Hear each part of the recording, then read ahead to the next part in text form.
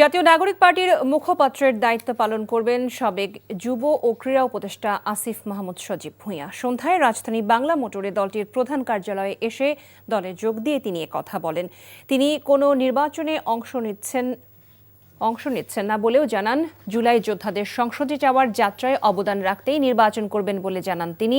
দলটির আহ্বায়ক নাহিদ ইসলাম বলেন, এখনও জামায়াতে ইসলামের সঙ্গে আসন চূড়ান্ত হয়নি, আলোচনা চলছে। আসিফ মাহমুদ সজীব ভূঁইয়া আসন্ন জাতীয় নির্বাচনে পরিচালনা কমিটির প্রধান হিসেবে দায়িত্ব পালন করবেন বলেও জানান তিনি। আসন্ন ত্রয়োদশ জাতীয় সংসদ নির্বাচনে অংশগ্রহণ করছি না। আমি মনে করি যে আমার একজনের সংসদে যাওয়ার থেকে আমাদের জুলাই গণঅভ্যুত্থানের সহযোদ্ধাদের আরও অসংখ্য সংখ্যায় সংসদে যাওয়ার ক্ষেত্রে যদি আমি অবদান রাখতে পারি, আমার দায়িত্ব যথাযথভাবে পালন করতে পারি, তাহলে এর থেকে বড় সাফল্য আর কিছু হতে পারে না।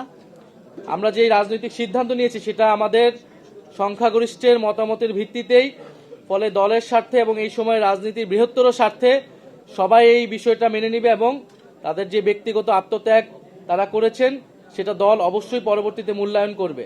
আমাদের 47টা সাবমিট হয়েছে, এটা আমাদের আসন সমঝোতা এখনো চূড়ান্ত হয়নি।